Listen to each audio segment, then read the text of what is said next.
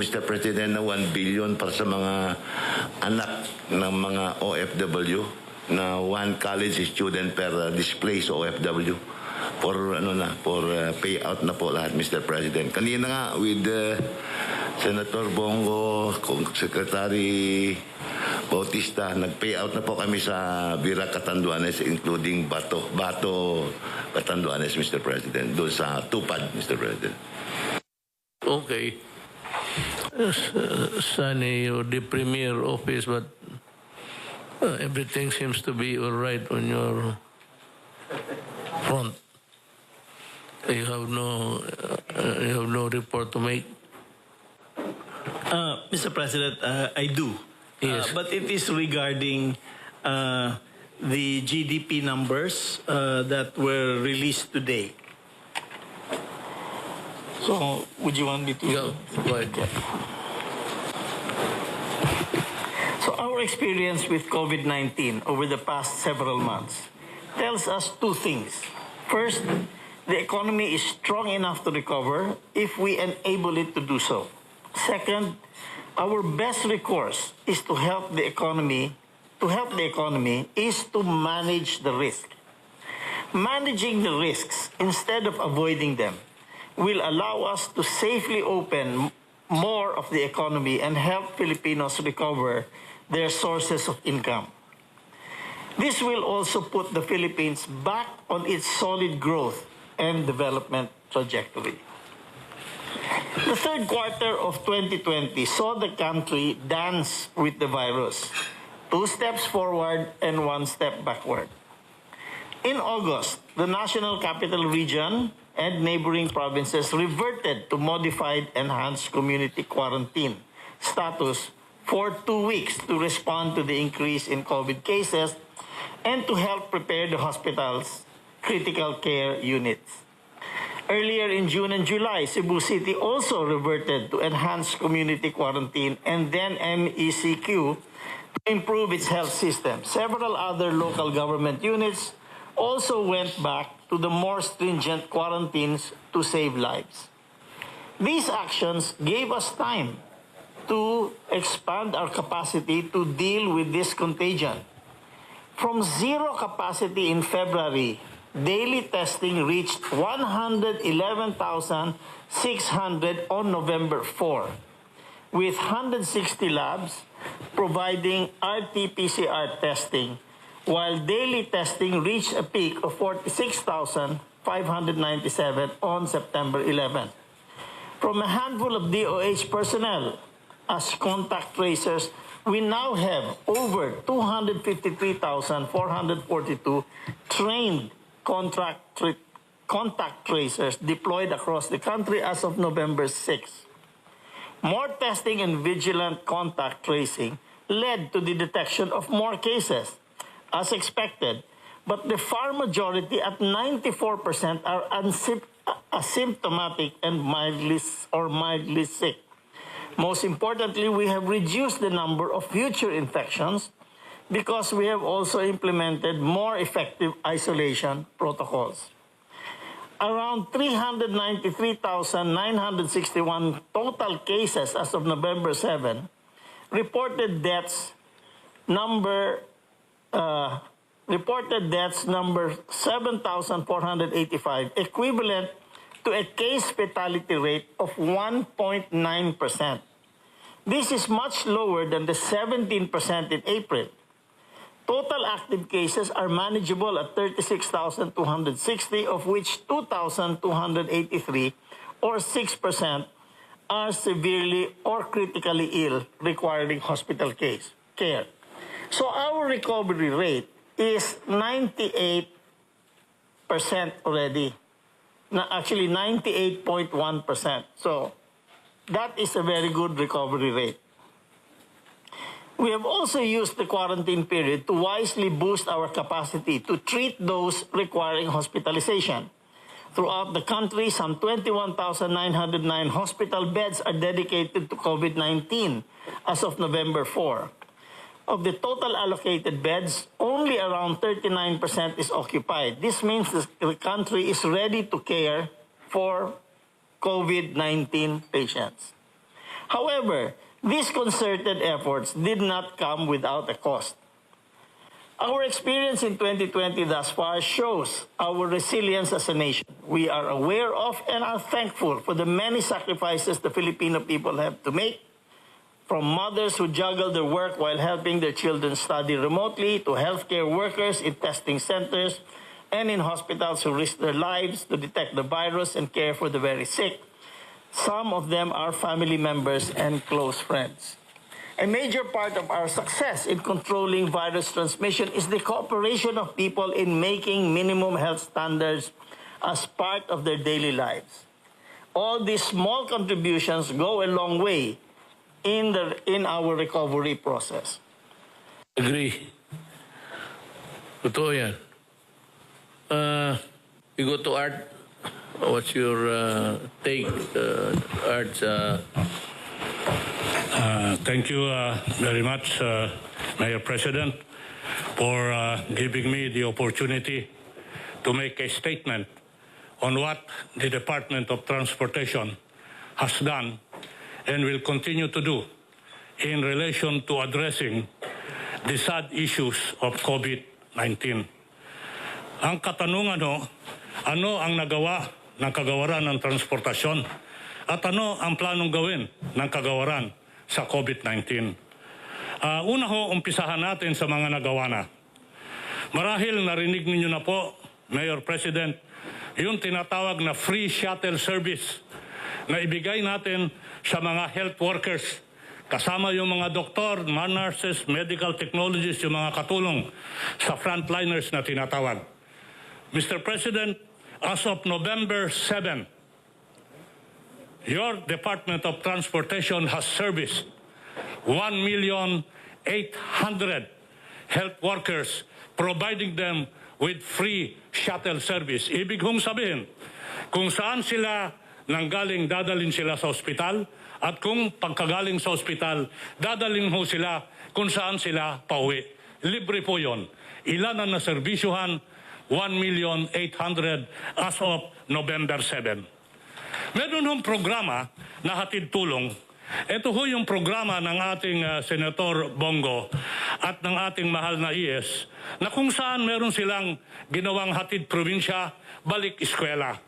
Ito po, ano ho ang naging bahagi ng kagawaran ng transportasyon dito? Mr. President, Mayor President, 288,593 ang naiuwi ho namin sa mga probinsya in the pursuit of the project of Senator Bongo and the Executive Secretary. By land, 87,000. By air, 145,000. By sea, 56,000. In addition to this, we have what we call the one-stop shop operation na kung saan tumutulong ho yung kagawaran sa pagbalik ng ating mga overseas workers.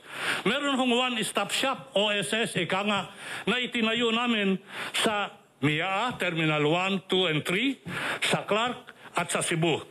Ilan ho yung natulungan ng kagawaran ng mga overseas workers dito? Yung mga kababayan natin na balik Pilipinas, 466,542, Mr. President.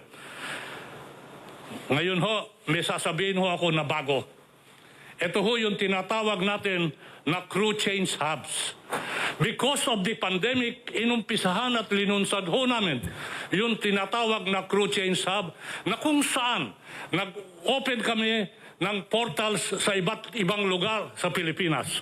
Inumpisahan ho namin sa Port of Manila, sa Port of Kapinpin in Bataan, sa Subic Bay Freeport Salt at sa Port of Cebu.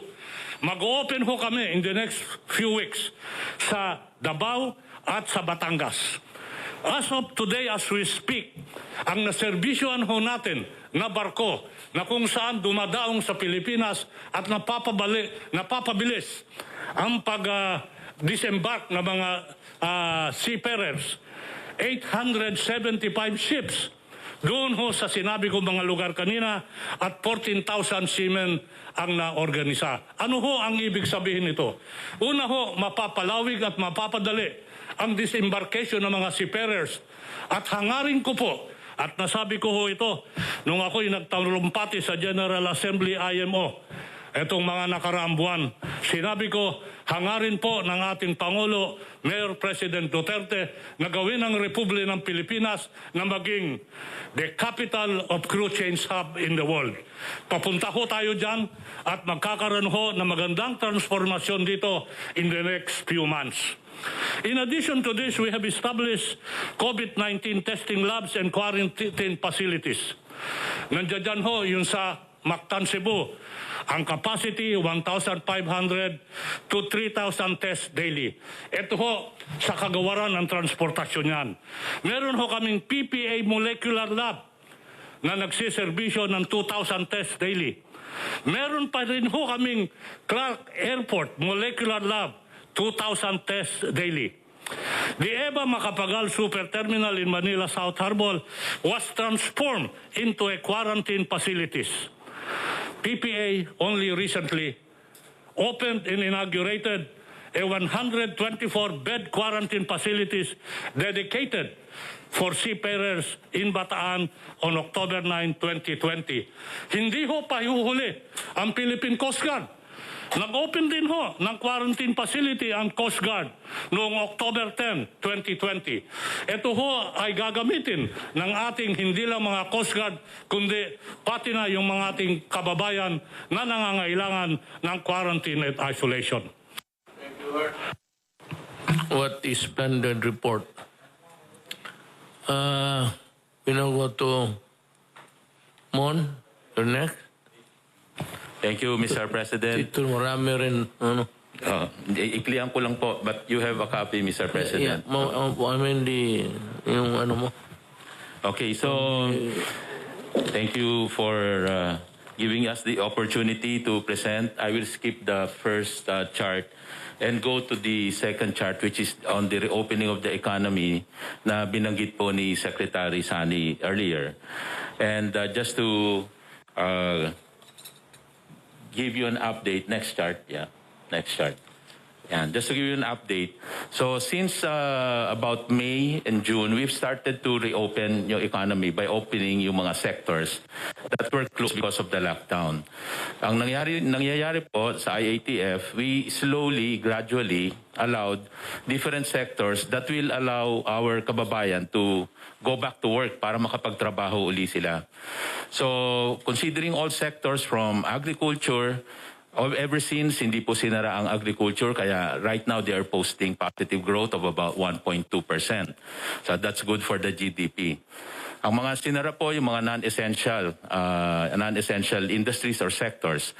But starting when we were moving from MECQ to GCQ, we slowly added and opened up sectors like manufacturing, pati ho yung iba ho sa services. Ito po nasa board would be the recent addition na binuksan natin. Ito ho yung mga services, mga labor-intensive to, basically services kasi. So these are like mga legal, accounting, financial services, architecture, engineering, so on and so forth. Pati yung mga retail, mga malls, commercial centers, allowing also public and private construction projects. Even yung mga non-leisure, wholesale stores, tulad po ng hardware, clothing and accessories, bookstores, etc.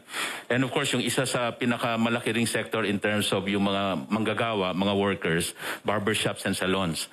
Kaya ho, ito ho, isa rin sa maaga natin binuksan, pero limited yung operating capacity because we were trying to do it gradually. Ayaw natin mabigla at baka magkaroon ng outbreak. We have to institute extra health protocol para ho hindi magkahawahan lalo na sa barbershops and salons or even in dine-in restaurants that we allowed. Ito pong barbershops and salons, estimate po dyan mga 400,000 ang employment, ang workers dyan. That's why we were really trying to open it up earlier as possible. So I think na-open ito towards May or June. Pero malita capacity. And slowly, na-allow po natin umakyat sa 30%, 50%. And yung recent announcement po natin, inallow na to 100%. Ganun din sa dine-in restaurant, nag-umpisa sa 30% at inalala na rin to 50%, and now we can go over 50%.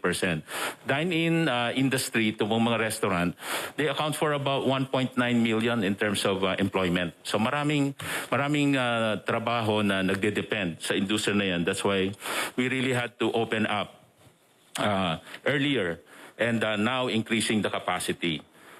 Yung mga last sectors na binuksan natin, next chart, would be this, no? Yung mga testing, tutorial review, centers, gyms, fitness centers, internet cafes, marami po yan, nagkalat nationwide, dermatological clinics, other personal care services, pet grooming.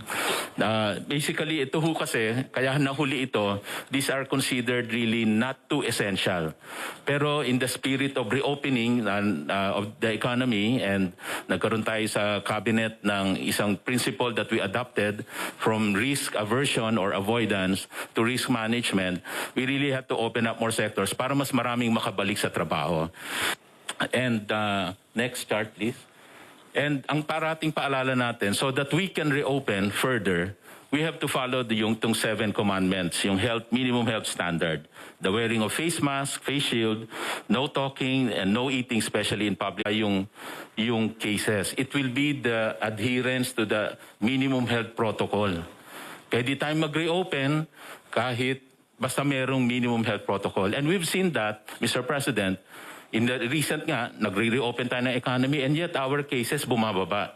So ibig sabihin, wala sa reopening ng economy yung pag-increase ng cases. Basta sumunod lang dito sa minimum health protocol. Salamat po. That's a good report. May we call upon Ruli? Panahon na. Mr. President, Senator Bongo, members of the Cabinet, magandang gabi po. The purpose of my presentation is in two parts. One is to give the members of this forum on the effort of the SWD and other agencies to address the effects of typhoons, particularly Typhoon Rolly, and an overview of the SWD programs and activities vis-a-vis implementation of Bayanihan 2. So, for the situation for Typhoon Rolly, there were 5,360 affected barangays, more than 500,000 affected families, with more or less 2 million affected individuals. Next slide. With regards to displaced persons and families, there are 9,878 affected families, with more than 39,000 affected individuals inside the evacuation centers. Next slide. On the other hand, 11,022 affected families with 44,954 affected individuals are outside of the evacuation centers and are staying with their relatives, friends, and neighborhood. Next. For the damaged houses, more than 38,000 or rather 33,000 are totally damaged, and more than 128,000 are identified as partially damaged houses. The department has initially provided assistance to all the affected regions in the amount of more than 52.4 million pesos. With regards to the actions taken, next slide please. The slide depicts the transport of food and non-food items to the provinces under Region 5 from 02 November to 10 November using air and naval assets of the Philippine Air Force, Philippine Navy, and Philippine Coast Guard. Next slide. An initial of 59,420 family food packs, more than 4,000 bottles of water and assorted non-food items were provided to the beneficiaries. Mr. President, yung mga ibang family food packs po natin ay naka-preposition po yan sa mga daungan o kaya sa mga airport na if in case there will be an available air or naval assets, they will be immediately pushed to Region 5, particularly Catanduanes.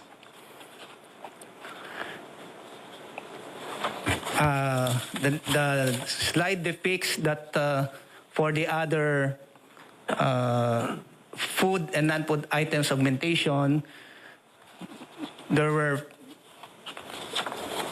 19,491 family food packs were distributed to the beneficiaries of NCR, Region 3, 4A, and 4B.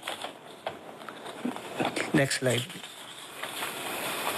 At present, the department has a standby funds which is also used as quick reaction funds amounting to 226.1 million pesos, wherein 184.7 million is available at the central office while the rest is distributed to the different field offices. Mr. President, nag-usap na po kami ni Secretary Abisado at nagpapasalamat po ako sa kanya dahil sinabi po niya na i-replenish po niya ang quick reaction funds ng DSWD. Thank you. Anybody? Tapos na siguro yung user. Mr. President, I do not have any presentation to do because the DOJ's participation in the anti-COVID campaign is basically supportive. So that means to say our active participation in the IATF to ensure that all rules or guidelines being crafted by the IATF are in accordance with law. Also, our participation is in the continuing investigation and prosecution of all violations of health and quarantine protocols. And through the Bureau of Immigration, Mr. President, we strictly enforce all rules and regulations that have been adopted by the IATF in connection with foreign travel and immigration, Mr. President. 2 years. Wala na ako na. Then, I will address again to the people. Periodic to I think it has become an every week affair. So, ang akin dito, we have good reports. Not only good reports, but really reflecting the reality of the country and what we expect. And binigay man sa inyo kung ano. And they've been working very hard. Sunny here. Una ang COVID because that is the main concern. Nandito na ang bakuna. So it's being sold.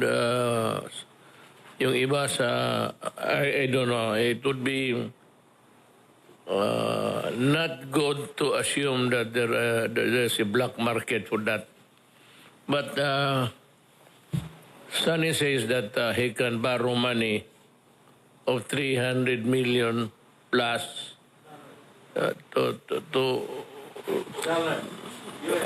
US dollars, $300 million.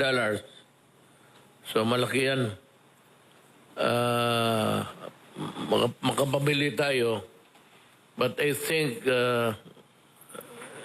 it would do as well to also realize that unahin talaga nila yung mga tao nila.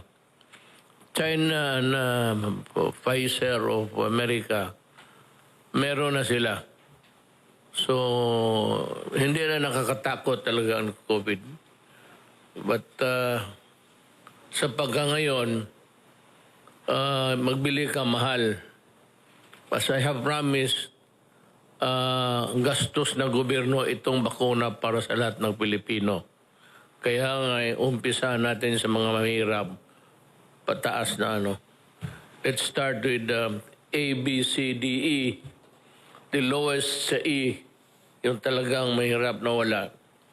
Then pakat tayo dandahan sa D. Then yung C, medyo hindi na, sobra na yung 300 million ni Secretary Dominguez. Hindi tayo maggastos dyan kasi may mga pera na yan. AB crowd, yun yung mga milyonaryo, mga multimillionaire. Yung nasa C, they are in a bracket which we think are pretty good for them to just, buy the medicines for themselves. Yun ang status. As long as may magpautang sa atin, no problem about it. How long? In due time. Ngayon, hindi sa ayaw natin bumili o wala pa tayong mabili kasi sabi ko, ang vaccine sa Amerika was binili na kaagad ng, I think, the federal government na made a first installment. Binili na. So, you can expect that within the few months until next year, all of those vaccines produced will be used for the Americans. Same story with the European countries na successfully developed the vaccine, including China. Yung sa China, yung Sinovac, pati nila yung Sinopharm, I think they have already. Again, we have to keep in mind na they have a population to worry. And that population is not easy.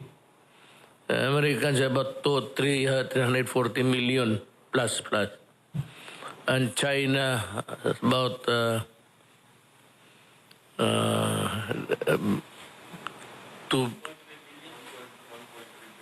1.3 billion. So tatapusin muna yan nila bago sila magbigay sa iba. Yan ang But hindi naman lahat eh. May mga ibang kumpanya na nakasunod na. It's out in, the cat is out of the bag. So probably yung paggawa niyan, kaya na kopyahin ng iba. So yan mga kababayan ko. Basta mabakunahan kayo. Wala kailan maghintay lang tayo, pera, makahiram tayo kaagad. Ang supply, ang problema. Kung sino yung country na kapag imbento, naturalmente unahin niya yung mga tao niya. That's the reality of life. Yan ang... So the vaccine is there is hope for mankind. Pero ako, wala pang bakuna, pero hindi na ako takot. Maybe not, depende sa swerte mo sa buhay. But for the succeeding generations, mga anak ko, mga apo ko, I'm quite confident with the thought that they have a refuge which they can take shelter dito sa COVID storm. Sa corruption, sinasabi ko naman sa inyo na galit ako talaga. And I will not only investigate you, I will expose you to the public para malaman ng tao na niloko ninyo yung gobyerno. Dito sa Bureau of Immigration, may nadagdag ngayon sa iwan ito, sir. Under the Bureau of Immigration is under the Secretary of Justice. It's an agency that is attached. Ang bagong is Perry Michael Pancho, Marcos Nicodemus, Darin Ilagan, preventively suspended last month by the DOJ pending investigation of formal charges against them for grave misconduct, neglect of duty, or conduct prejudicial to the best interest in the service in connection with the falsification of travel record of a former war card executive. So, Ayan.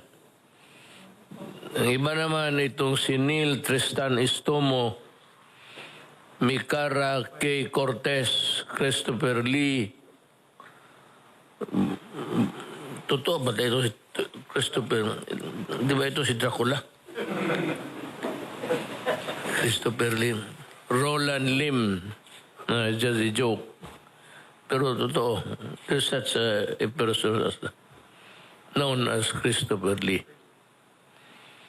Itong si Stomo Cortez Lee Lim, preventively suspended last month by the DOJ pending investigation of formal charges against them for grave misconduct, serious dishonesty, gross neglect of duty, and or conduct prejudicial to the best interest of the service in connection with the Astilia scheme.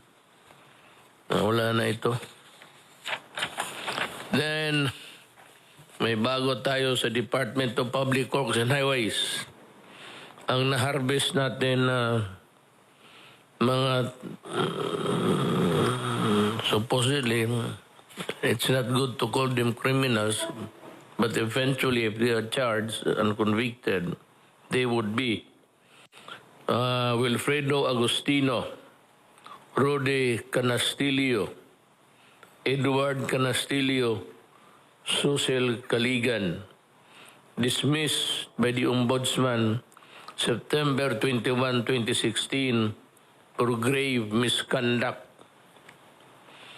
Leia B. Negre, dismissed by the Ombudsman on 20 October 2016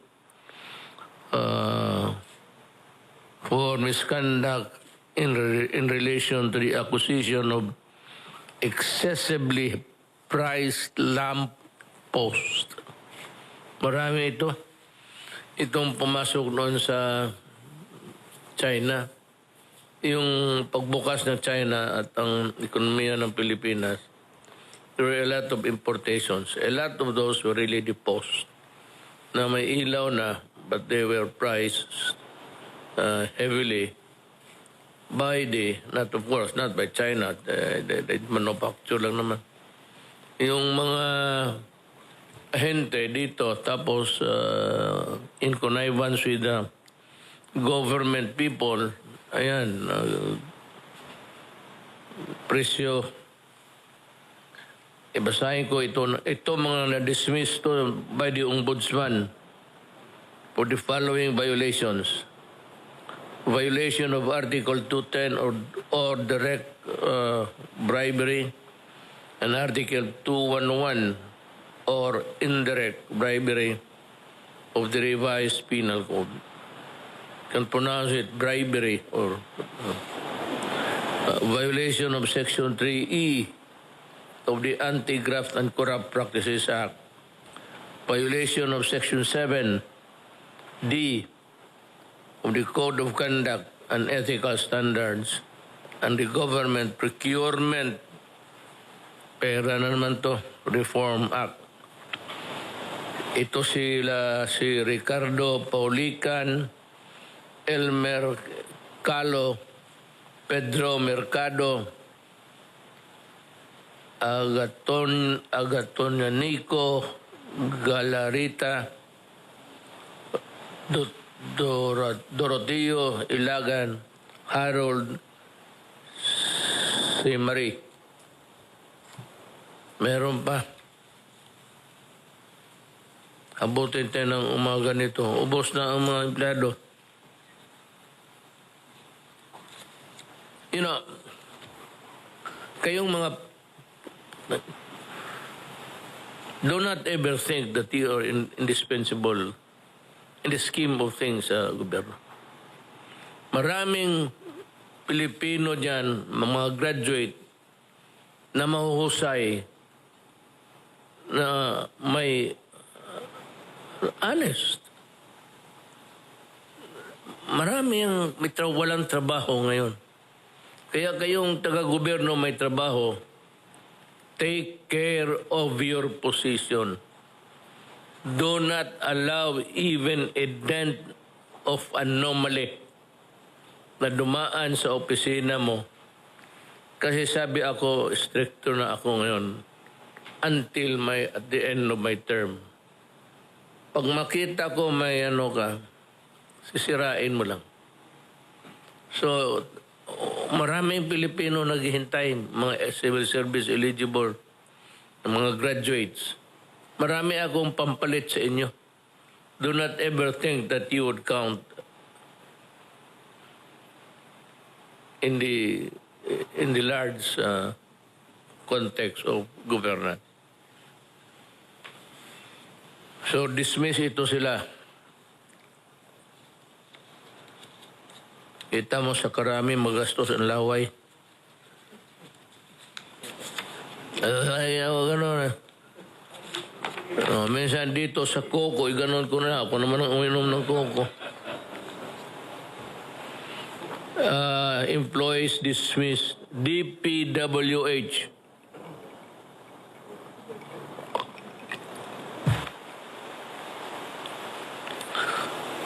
DPWH, Rolando Asis, Edilberto Tayaw, Berna Coca, Luz Viminda, Narciso, Danilo Peroy, dismissed by the Ombudsman for misconduct. They executed bidding documents after award. Ano? May bidding after the award na. Imbis bidding award, may award bidding. And implementing of the rehabilitation of the Paglaom Sports Complex in Bacolod. Linti nga. Tiga na nga. Ito na kayo tapusin nyo. Dismissed by the Ombudsman, Ray Alcantara of the Local Water Utilities Administration. Dishonesty, grave misconduct, conduct prejudicial to the best interest of the service. Then may isa pa tayong bright boy, Elmer Riderico, dismissed by the Ombudsman on April 6, 2018 for grave misconduct and conduct prejudicial to the best interest of the service. He engaged in fraudulent and irregular bidding, causing undue in the award and the subsequent implementation of the project. By the way, do not ever think that itong kasi dalawa, administrative pati criminal. Yung minsan sa administrative sa opisina lang, it's the secretary, yung head na mismo, and they can dismiss you. The other opisina na mayayari ka, ang ombudsman. So dalawa yan. Pero itong mga dishonesty, grave misconduct, conduct unbecoming of a public officer, ito administrative lang to. Sa opisina ninyo, matanggal ka sa trabaho, suspendido ka. But, itong dalawa, it will not stop here. The Ombudsman will file, kagaya nito, he engaged in fraudulent and irregular bidding, causing undue delay in the award and the subsequent implementation. Anak, Elmer Riderico. The government will file criminal charges against you. Dalawa talaga ang tama ninyo dito. Criminal, pati alis kayo sa opisina ninyo. Meron dito si Noel Pineda, Edward Del Rosario Sevilla, Alberto Cainhog, Ganon, dismissed by the ombudsman. Gross misconduct and conduct prejudicial to the service. DPWH pa rin tayo. Eufrenia Cabaya, Helen Asinas, Wilson Tagbo. Ito, medyo tingin siguro ng ombudsman hindi mabigat. But, you know, you are suspended by the ombudsman for 1 year without pay for misconduct, but without prejudice of filing a case against you. Si Rex Uyahoy, suspended for 6 months without pay for misconduct and insubordination.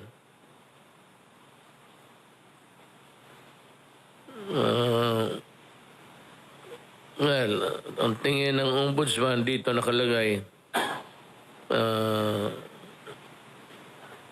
granting a request for a modification. Nabigyan siya, maybe because of the merit of the case also. Enrico Gilias, suspended by the ombudsman for 2 months and 1 day. Roberto Canisal, suspended for 1 month. Philip Nenes, suspended by the ombudsman. Edna Nenes, pareho ang middle name ninyo. Magkapatid kayo. Philip at Edna, FF kayo, Nenes. Mines, rather. Huwag ninyong sobraan ang drama ninyo. Kung gusto ninyo makapera, umalis na lang kayo sa gobyerno, negosyo. Magnegosyo kayo sa labas.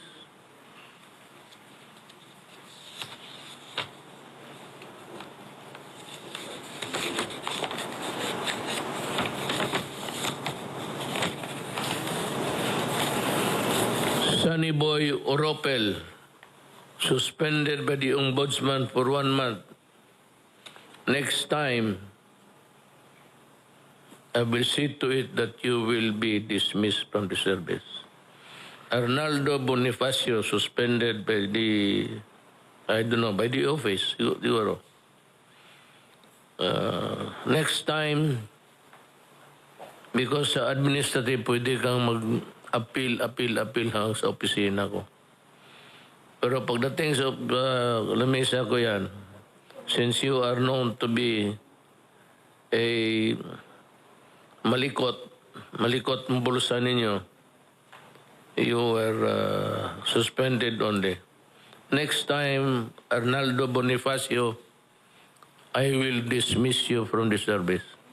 Lahat yung suspended. Next time na magkaroon kayo baski simple neglect of duty or whatever, it falls as a ground for dismissal, papalisin ko na kayo. Virgilio Duarte, note dito, PRRD appointee. He was suspended by the ombudsman. Next time, magkamali ka, I will personally see to it that you're out. Umalis kayo dyan sa ano. Alingas-ngas yan dyan sa DPWH. Maraming magbabantay. Serafin Lago, ganun rin.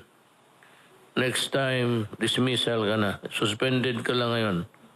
Roberto Atienza, ano na, suspended. Next time, I'll dismiss you. Joselito Altiveros, suspended ka lang by the DPWH for 6 months. Misconduct. Next time. Sabi ko nga,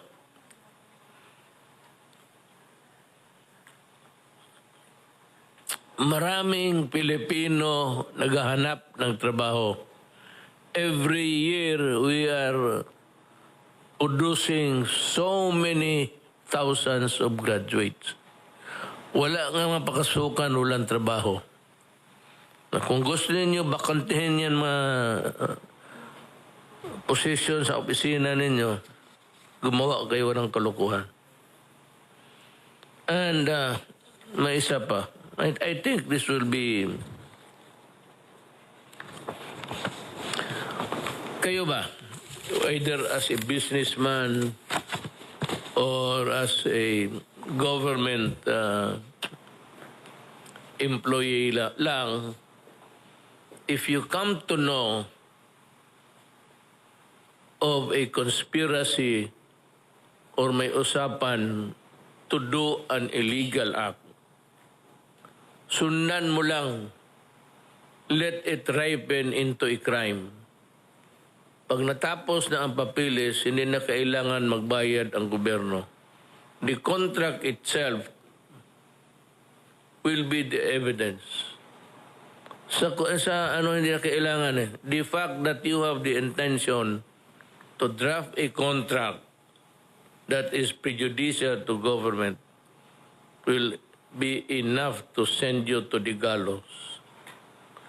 Ngayon, ang pakiusapan ko na lang yung lahat. Kayong wala mga trabaho, kayong mga casual, ilang taon na. All you have to do is to let me know. And may price ako. Pagka meron kang malaki, if it's a malaking sindikato, ghost project ni director, putang ina, I'll give you 50,000. Bulong mo lang baski sino. Yung kaibigan mo, huwag ka na magbigay ng pangalan. Sabihin mo lang yung kontrata, dito, ganito, ganito. So, yun sa gobyerno, maybe Secretary Roque or Sunny Dominguez, pag mamalaking mga contract, huwag mo lang sabihin pangalan mo, ibulong mo lang na niluluto yan. I'll give you 100,000 and I will keep your identity secret until I reach my grave. Hindi ko kayo bubukuhin, hindi ko kayo papasubo. At kung nalaman kayo, tapos hinaharas kayo, paalamin mo ako, I will deal with the devil. Yan ang gusto ko. Bumaril ng tao na legal. Kaya kung inaano ka, tinatakot ka, paalamin mo ako. I would be happy to make you happy. Okay? So, dyan tayo magtapos, mga kababayan ko. Take note of my, yung 50,000, 100,000, yung malaki. Bulong mo lang. Huwag kang magbigay ng pangalan. Pag namin na totoo, bantayan lang namin, then I will allow it to ripen to a crime. Pagkatapos, kami na ang bibira. Then, pagdating ng panahon, balikan mo doon ka kay Secretary Tugade, sabihin mo, Secretary, di ba ako yung nag-report? Kung si Secretary Tugade, yes, I remember you. Tama na. Bayad ako.